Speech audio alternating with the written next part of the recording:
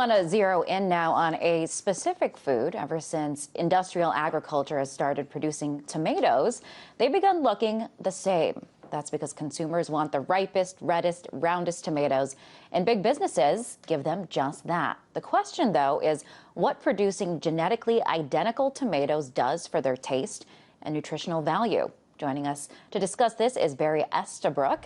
He's the author of the book you see there, Tomatoland: How Modern Industrial Agriculture Destroyed Our Most Alluring Fruit. Barry, welcome. So what happened to our tomatoes? Well, for the past 30 or 40 years, commercial plant breeders have bred primarily for one thing: huge quantities of perfect-looking tomatoes. And everything else went out the window. Flavor went out the window, nutrition went out the window, and we've ended up with the hard, tasteless tomatoes we have today. And so can you talk about what that essentially does to the tomato? I mean, we have some tomatoes here. They look almost exactly alike. They look good, but really, what does it do to their nutritional value and to the taste? What does that essentially do to these nice-looking tomatoes? Well, the less said about the taste of industrial tomatoes, the better. My opinion is if they don't taste like anything, you're ahead of the game. They don't have some sort of off flavor. But interestingly, a modern tomato like the one you're holding there has far fewer vitamins and minerals and other nutrients, other important nutrients like vitamin C and antioxidants, than a tomato that you could pick up in the grocery store in the 1960s. It's got a third less vitamin C, much less niacin. You go right down the line, those tomatoes have less than they did 50 years ago. And how did this happen? I mean, is this driven by customer demand? No, it's driven by what the farmers are paid for. One large tomato farmer in Florida quite honestly told me when I brought these subjects up to him, he said, "Barry, I don't get paid a cent for flavor. I don't get paid a cent for nutrition. I get paid per pound." So there was no incentive for breeders to create tasty, nutritious tomatoes. There was a lot of incentive for them to create plants that just sort of went into overdrive, putting out huge quantities of tasteless tomatoes. And I know that a third of all fresh tomatoes grown in the USA come from Florida, where they're bred to look this way. What are the downsides to having them grown there? Well, if you're familiar with Florida, it's called the Sunshine State, and it seems like it would be a good place to grow tomatoes. But the fact is, from a commercial perspective, you would have to be a fool to try to grow tomatoes in a place like Florida. The reason is Florida, for all of its warmth, is extremely humid. And there's nothing that will kill a tomato plant quicker than humidity. Everything, every bug, every disease, every fungus that will kill a tomato plant thrives in humidity.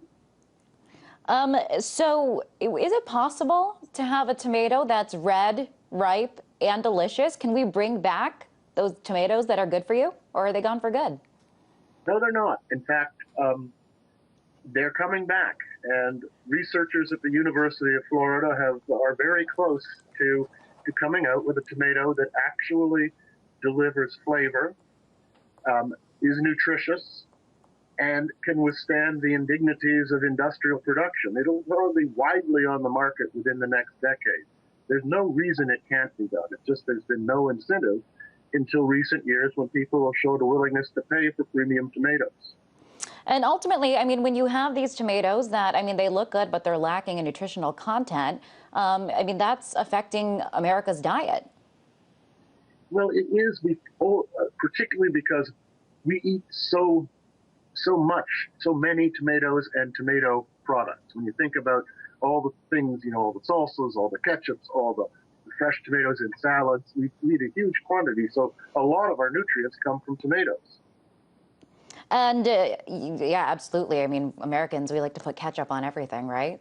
I know that in your book you talk about the conditions in Florida of the fields where these are grown. Can you talk about that? Well, in the worst case scenario, absolute abject slavery. No other word for it. And it's been many cases. There's been 1,500 slaves freed in the Florida tomato fields in the past 15 or so years. And we're talking about being locked in chains, or shackled in chains at night, being beaten if you don't work hard enough, being killed if you try to escape. And of course, people being bought and sold on the sides of road in Florida, just like, what does that sound like? 1850, not 2012. Barry, this sounds awful.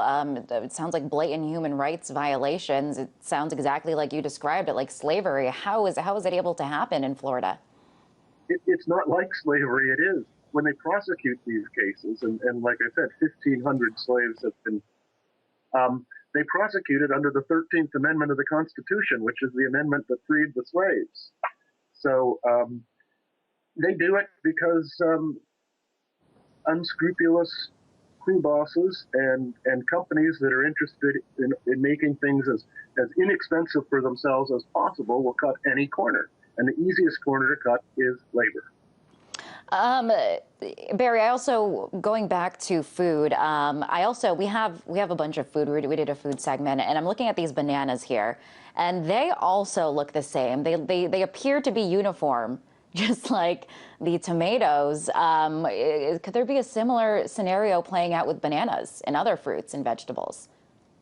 Well, those bananas you hold, like almost every other commercial banana in the world, are one single variety, Cavendish, and it's vulnerable to a serious infection that is wiping out banana plantations in certain areas of the world. So this, when you get things that are so genetically similar, it's just open season for any infections that will kill them. So ultimately, I mean, is this the effect of, food becoming more commercialized? And even we talk a lot about the power of lobbyists and the amount of lobbying dollars that goes into agriculture and food. Is this ultimately an effect of all that? It's the effect of changes that came over the supermarket business in the last 30 years, which is giant companies like Walmart. Walmart's now the biggest grocery store in America.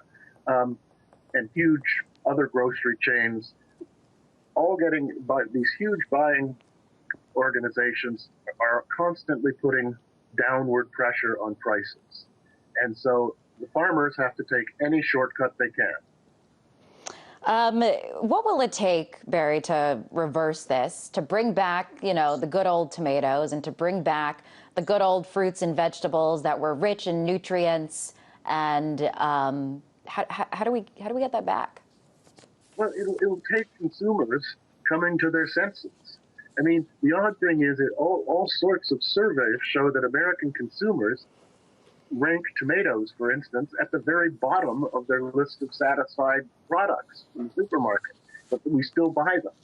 I think when people get educated that you can have a good tomato if you get one grown locally in season, and that the world of difference in the taste, people will come along. All right, Barry, we're out of time, but that is very interesting. Thanks so much for coming on the show. Appreciate it. That was Barry Estabrook, author of Tomatoland.